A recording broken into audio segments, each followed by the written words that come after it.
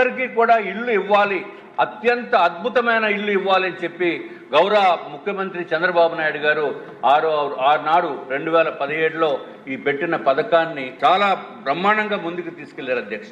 కేంద్ర ప్రభుత్వము ప్రధానమంత్రి నరేంద్ర మోడీ గారు 7,01,451 ఇల్లుని కేటాయిస్తే అధ్యక్ష, గౌరవ మంత్రివర్యులు అప్పుడు శాంక్షన్ తీసుకున్నది 5,14,000 ఇల్లు అధ్యక్ష. కానీ ఆంధ్ర రాష్ట్రంలో చెప్తున్న అధ్యక్ష, దీనికి కేంద్ర ప్రభుత్వం ₹1,50,000 సబ్సిడీ అధ్యక్ష, రాష్ట్ర ప్రభుత్వము చంద్రబాబు నాయుడు గారు ₹1,50,000 సబ్సిడీ. అది కాకుండా మళ్ళీ కేంద్ర ప్రభుత్వము ₹80,000 రోడ్స్ ఇన్ఫ్రాస్ట్రక్చర్ నిమిత్తం ఇస్తే టోటల్ గా ఒక్కొక్క లబ్ధిదారుడికి ₹3,80,000 కేంద్ర రాష్ట్ర ప్రభుత్వాలు ఉచితంగా ఇచ్చింది అధ్యక్ష. అది ఒక్కడే కాకుండా రాష్ట్ర ప్రభుత్వము సైట్ కూడా అలాట్ చేసింది అధ్యక్ష.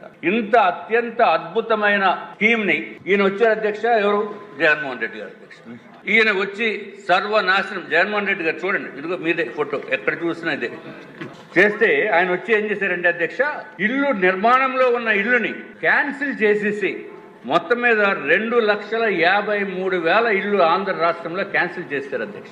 ఇంకా విశాఖపట్నంలో చూస్తే ఇదివరకు గౌరవ ముఖ్యమంత్రి గారు నారాయణ గారు మంత్రివర్యులు టెండర్లు పిలిచింది 57,499 ఇల్లు అయితే అధ్యక్ష, ఫైనల్ గా గౌరవ ముఖ్యమంత్రి ఆనాటి ముఖ్యమంత్రి జగన్మోహన్ రెడ్డి గారు క్యాన్సిల్ చేసేసిన ఇల్లు 31,000 అధ్యక్ష. అంటే కేవలము విశాఖ వాసులకి కంబైన్డ్ జిల్లా అధ్యక్ష, ఇది 26,448 ఇల్లు ఒకటే మాత్రం వస్తున్నాయి అధ్యక్ష.